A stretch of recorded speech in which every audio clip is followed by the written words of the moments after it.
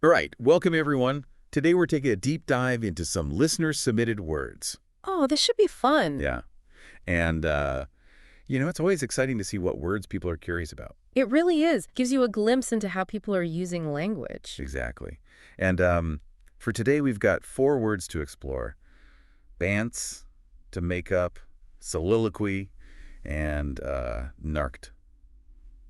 Interesting mix. I know, right? Some slang, some drama, some good old Britishisms. Looks like we'll be covering a lot of ground. Oh, absolutely.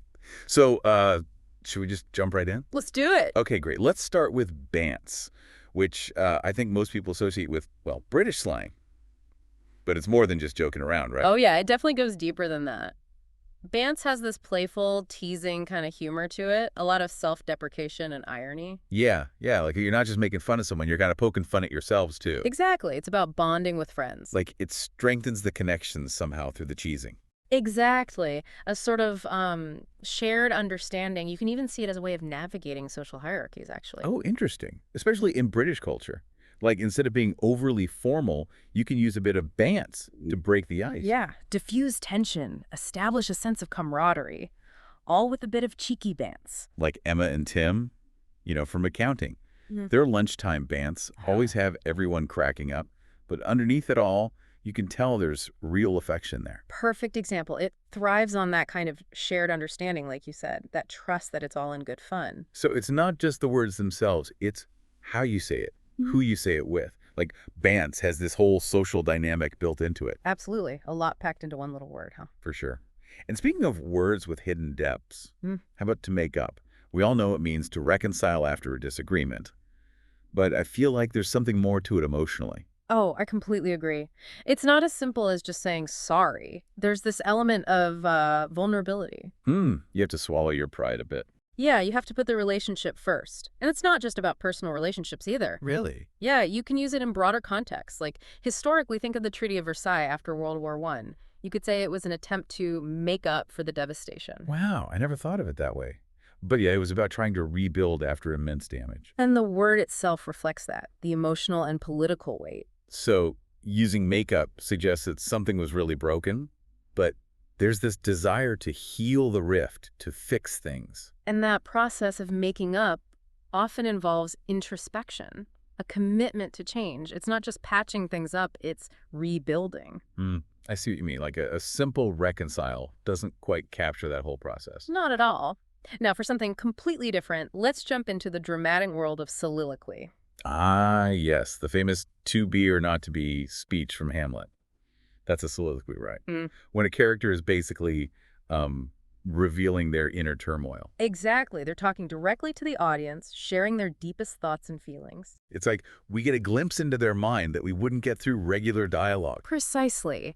And, even though it's a theatrical device, it's also a powerful metaphor for how we grapple with our own thoughts and emotions. Oh, I like that. Like we all have those internal monologues where we're trying to make sense of things, even if we're not on a stage. Right. We might not call it a soliloquy, but we're essentially doing the same thing, trying to understand ourselves, figure things out. So even in our everyday lives, we're kind of giving our own private soliloquies as we navigate the ups and downs. Absolutely. It's a universal human experience.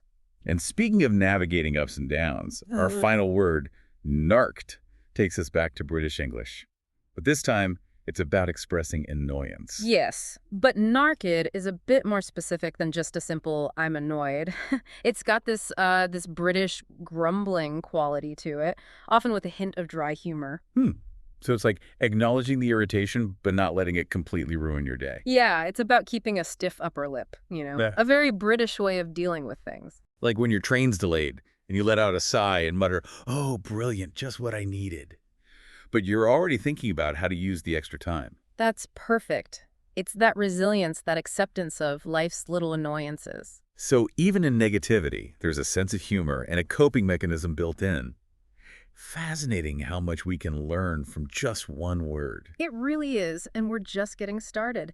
It's amazing, isn't it? How bants, to make up, soliloquy, and narked, they each tell us something about the cultures they come from, you know? Yeah, and the different ways people think and communicate. Like we've got humor and reconciliation and introspection and even a bit of resilience all in just 4 words. It really is remarkable, and it's just a tiny glimpse into the vast world of language. Like, imagine all the other words out there, each with their own unique story to tell. It really makes you realize how much language is constantly evolving. Right. It's always adapting, reflecting how we interact with each other and the world around us.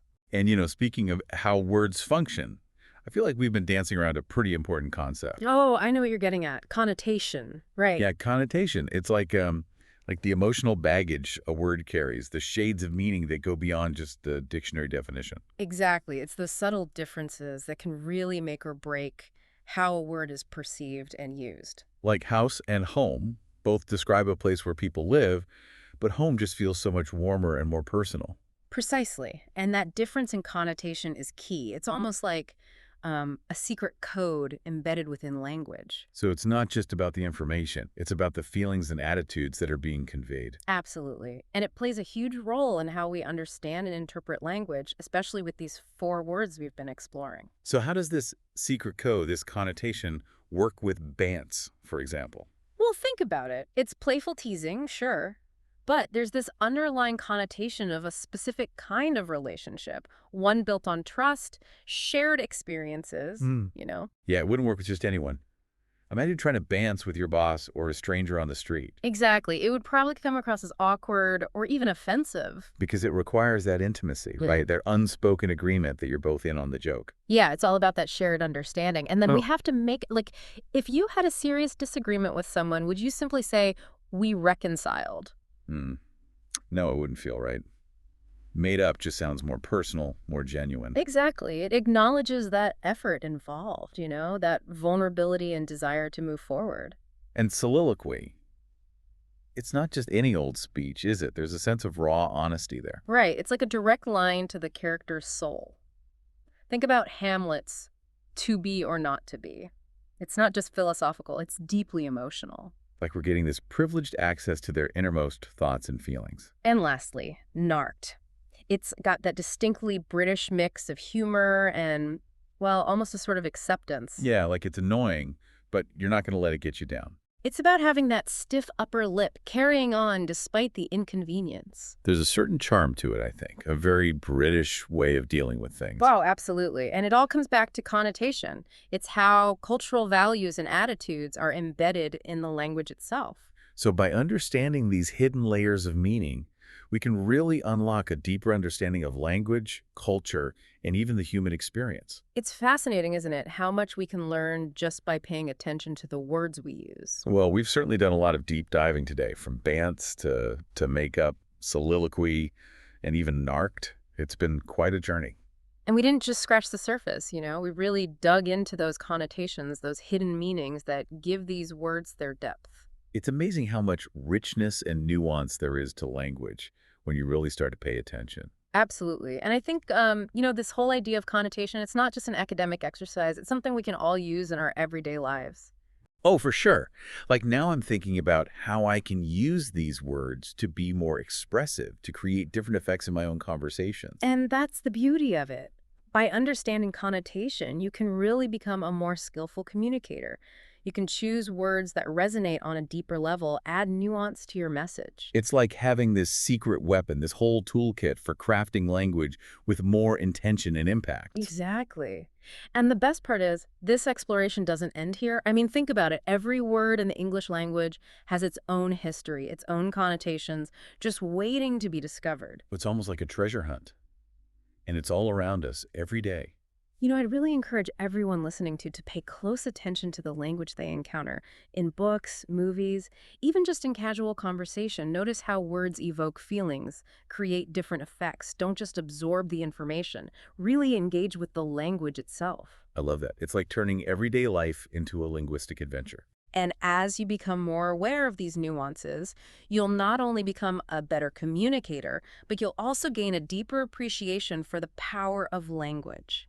The power to shape our thoughts, our emotions, our relationships. That's a beautiful way to put it.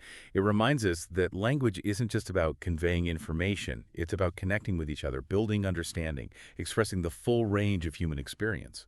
Beautifully said. So everyone go out there, explore the world of words, and never stop making those linguistic discoveries. And until next time, keep diving deep.